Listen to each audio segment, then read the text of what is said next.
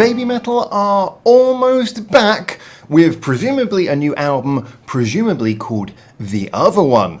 We've kind of all known roughly where this has been going for a while, but since they announced their hiatus back in October the 10th of 2021 last year, it's been kind of a guessing game as to where things have been going. There's been little indications here and there, but nothing particularly solid until an announcement came out on Twitter in the form of a video yesterday that suggested that they were 90% through their regenerating into their new form process. And so I saw this and I thought, 90% ready to come back? Okay, I'm going to go back, I'm going to work out the number of days between this announcement and October the 10th. I'm going to divide it by 9, add that number of days to the day's date of the release of the announcement and find out what date they're coming back.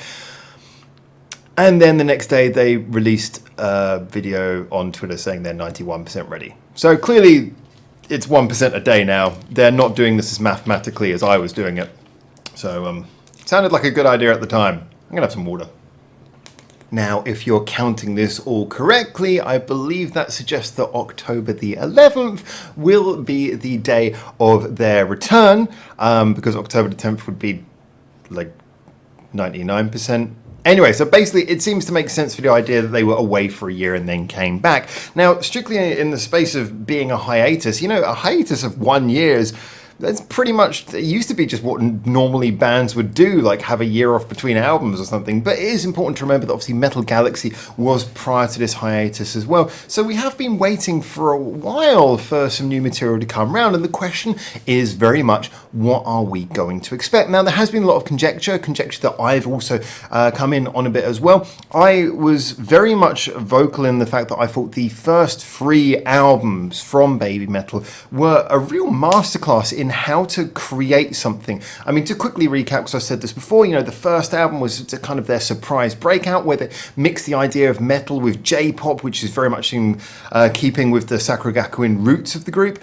And then that came across, and then they had to find a way to have a long-term plan for their sound with international audiences who probably were not going to stick with J-pop long-term, so they went more towards the metal. They crafted an album which had just a whole flurry of different styles of metal, everything from sort of prog to much more hardcore things and things with a bit of a dance vibe to them. It was a very much a metal album that really kind of knew how to explore all the various facets of the genre.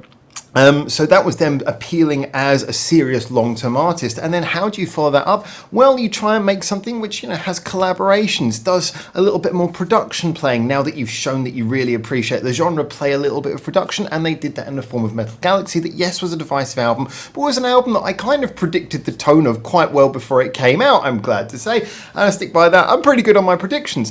However, this is where the other one seems to be going in a direction I maybe didn't expect, but let's just break that down for a moment. See, my feeling was, even before Metal Galaxy came out, that if they crafted an album like the album that they did eventually, then they would have really completed the 3 things that you would expect them to do, sort of journeyed into all of the directions that you would expect them to travel. And then the question would be, what do you do?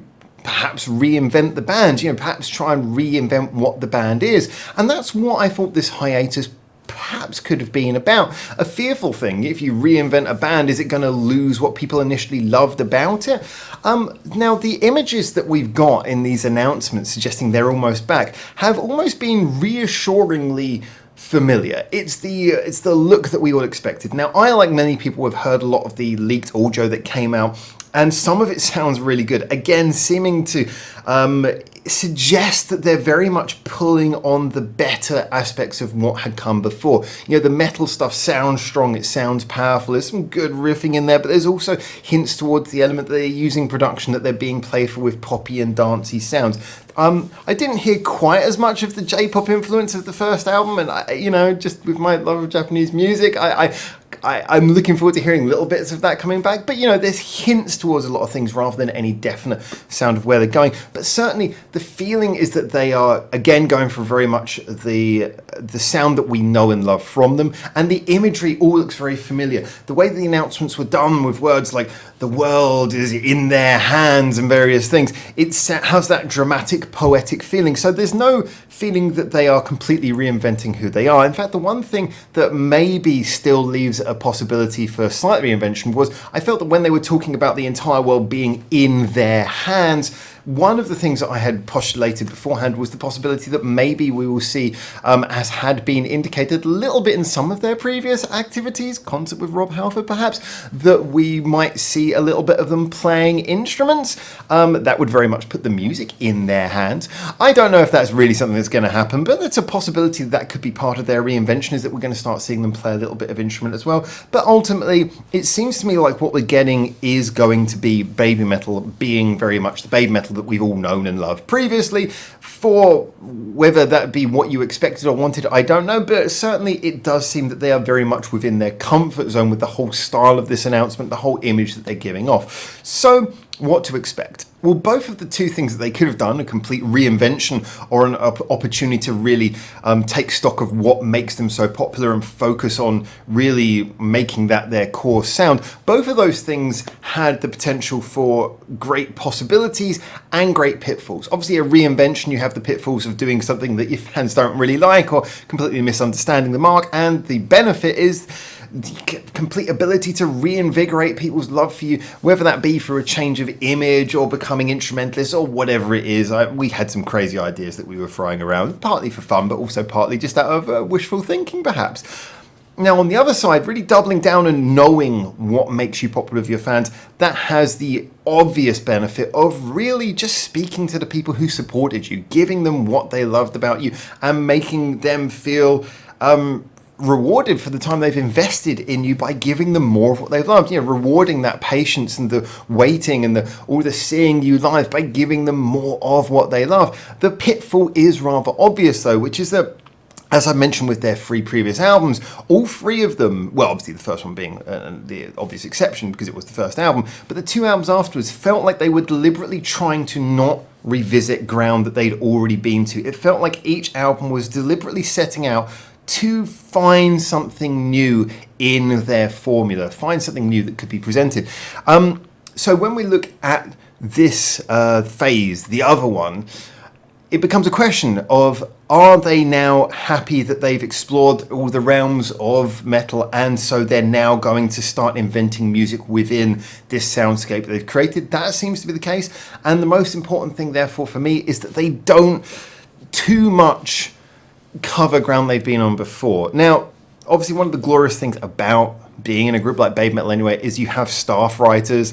It's not like a band who have their own limitations and who are primarily musicians, maybe sitting down and try and write new songs. They've got a wealth of different writers they can rely on. They can have guest writers. They can have writers whose whole skill is knowing how to be creative and make fresh sounds out of things we've heard before. So I very much doubt that Babymetal are going to drop the ball on this and do something where we go, oh, that was just like a, Metal Resistance 2.0, but not quite as good. I don't think we stand any risk of that, but I am very interested to see how they reinvigorate their sound without any major changes to what they are as a band. I'm really looking forward to hearing the new songs. I'm looking forward to seeing what they put forward as singles. Obviously, that's not such an important thing, but what they put forward as singles definitely does suggest, it shows how they're relating to what they think their fans want. So I'm very interested to see what will come from all of this.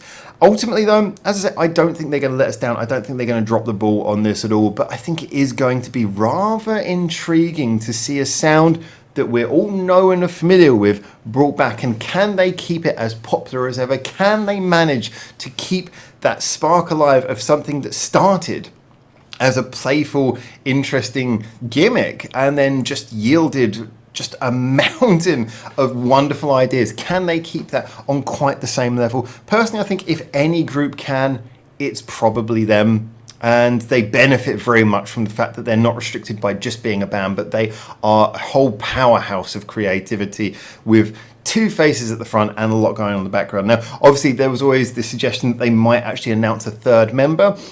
Certainly nothing about their press material thus far has suggested that a 3rd member is going to be present. However, that could just suddenly, they could spring a 3rd member on a 99 or 100%. Who knows? That could be something they're leading up to as well. I don't know.